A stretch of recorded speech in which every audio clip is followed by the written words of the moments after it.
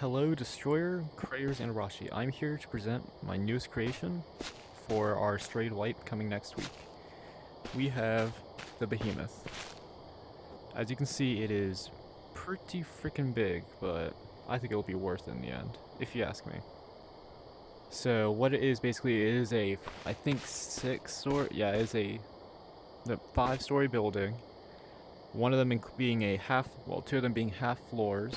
Each floor has its own purpose, including, but not limited to, bottom floor having our main base operations. So yeah, let's go in here and begin. So you enter here, you got your little starter room, you can throw in all your junk that you just explored with in here. Then on the outer wall, you will have all our storage, right? I know this sounds like a bad idea, but trust me, they will only access one side of the storage no matter what we do. So come over here, you got your other half, you got your hatches to the, I think, 3rd story.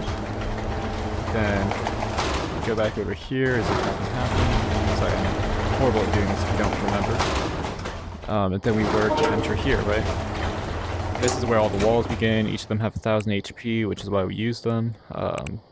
But we open up this.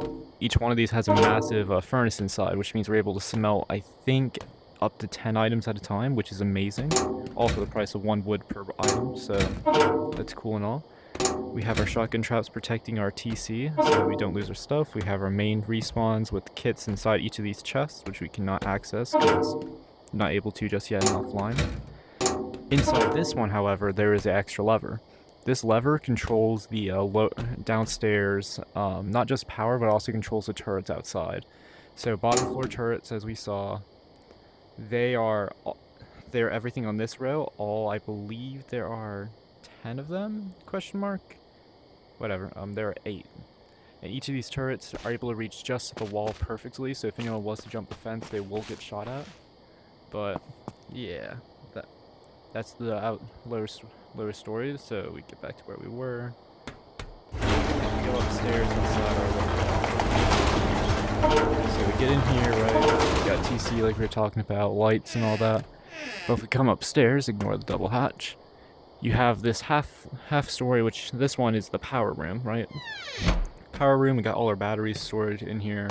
We have this switch controls all power left. So say you emergency had to turn off all turrets, all lights and everything.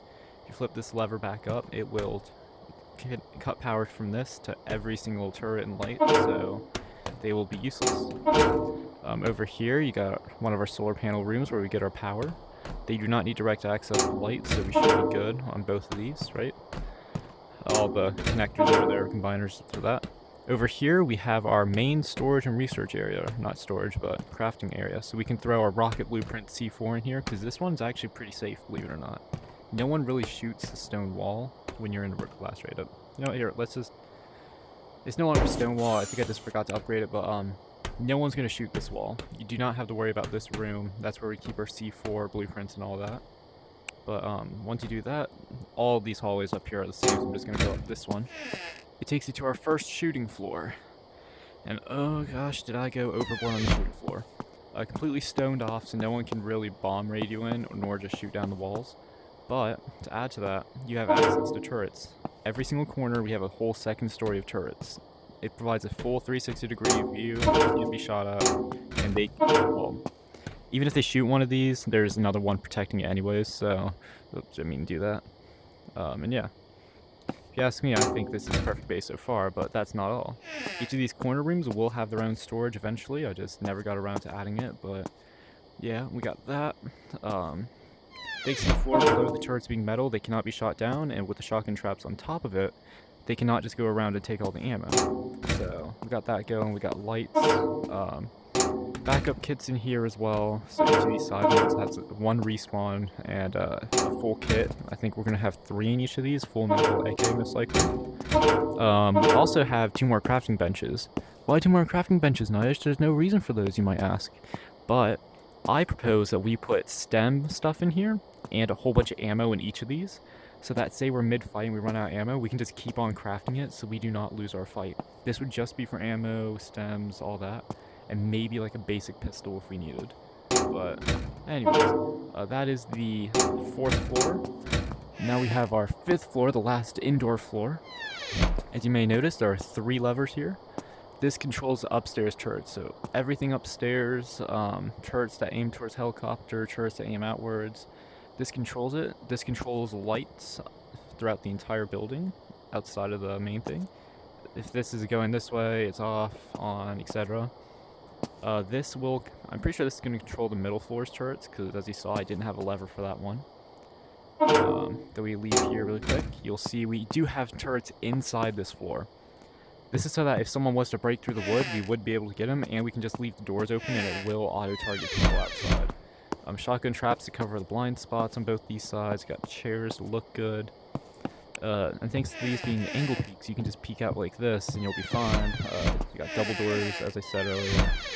And you got your windows so you can shoot through, but they can't. We're probably going to upgrade them to metal at some point, but this is a early on one, like once we first get our turrets, etc. And last but certainly not least, you have the roof. I defended this roof with my life.